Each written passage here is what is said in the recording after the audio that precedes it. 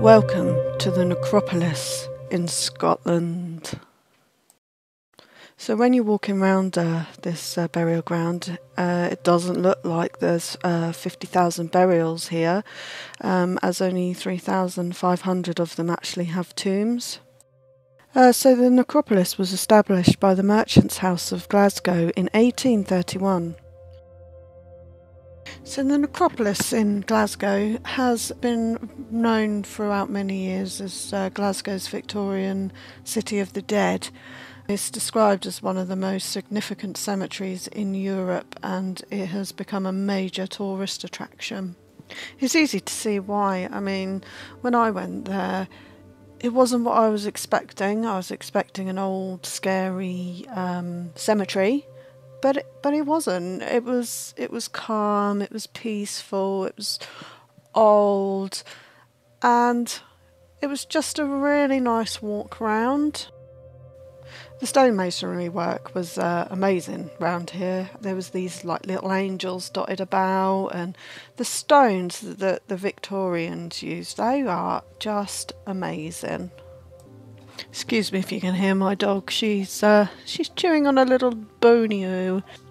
So why is this cemetery in Glasgow called Glasgow Necropolis and not Glasgow Cemetery? Well, the reason for that is because a necropolis is a large cemetery of elaborate construction in an ancient city, whilst a cemetery is a place where the dead are buried, and they're buried in a cemetery which isn't attached to a church. If it's attached to a church, it's a graveyard.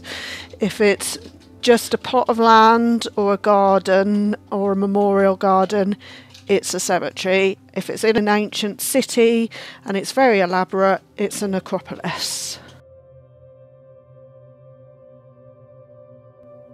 This building is the cemetery's vault.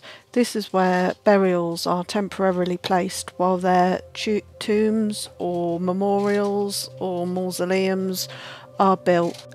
It's no longer in use and you can't get in, but I'd love to have gone in there.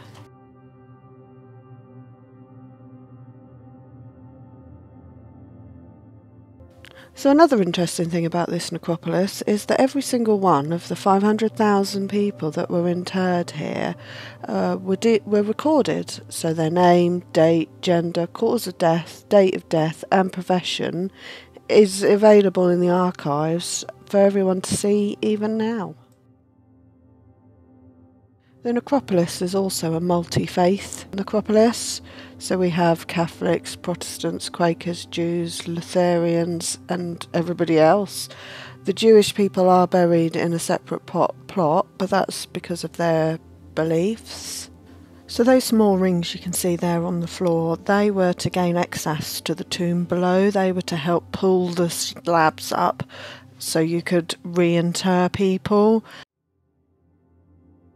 Originally this was designed to have catacombs running deep into the hill overlooking the Glasgow Cathedral. It was decided this was necessary because of the morbid but highly profitable resurrectionists. I've explained about them in previous videos, but these are grave robbers that would exhume the bodies of freshly dead people and sell them to anatomists so they could do their research, and without them I guess we wouldn't be as far advanced as we were so soon back in the day. But still, you don't want your dead relative to end up in a laboratory without you knowing, being dug up from the grave. So it would have been easier to put them in catacombs under the ground, but that was deemed to be not necessary because the Anatomy Act of 1832 came in. So of course corpse robbing would no longer be a profitable industry, so there was no need for expensive catacombs.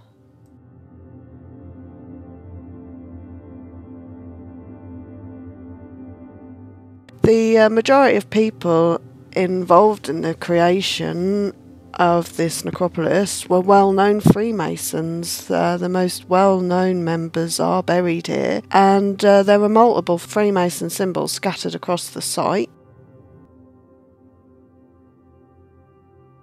As you can see down below there, this graveyard just goes on forever. It's massive. I didn't actually get to go down there.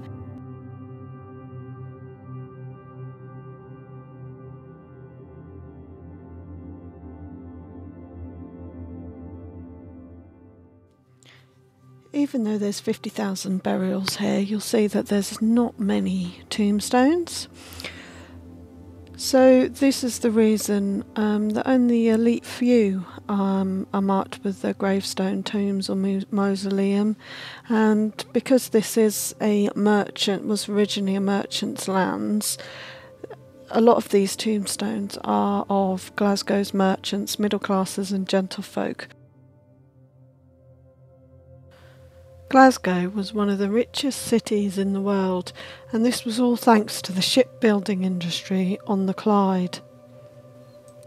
Prosperous merchant classes of the city were eager to mark their place in society by commissioning elaborate and very expensive funerary monuments for the newly established burial ground.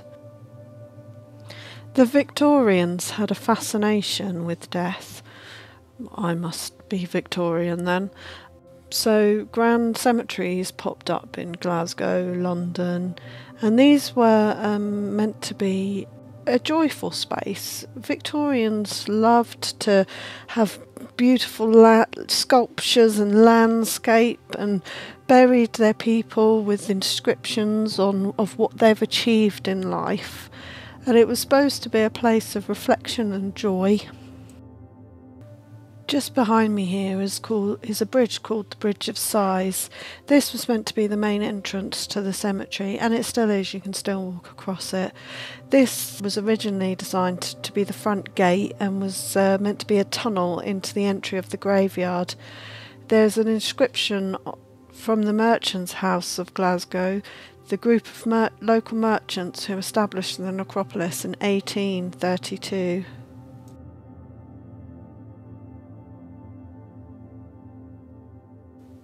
So if you've made it to the end of this video, then thank you so much. I hope you enjoyed it, and I shall see you again sometime, wherever that may be.